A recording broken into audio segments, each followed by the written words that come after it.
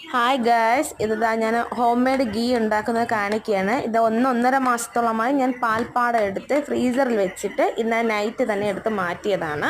ഇന്ന് രാവിലെ ഞാൻ എടുത്തു മിക്സിയിലെ ജാറിലേക്ക് കുറേശ്ശെ ഇട്ടു. അതിൽ കുറച്ച് ഫ്രീസറിലിരുന്ന തണുത്ത വെള്ളം കൂടി ഒഴിച്ച് മിക്സിയിലെ ജാറിൽ വെച്ച് അടിച്ച് കുറേശ്ശെ മാറ്റുന്നുണ്ട്. ഇതിൽ കുറച്ച് വെള്ളം ഒട്ടും തന്നെ ഇല്ലാണ്ട് നമ്മൾ എടുക്കുന്നതാണ് ഏറ്റവും നല്ലത്.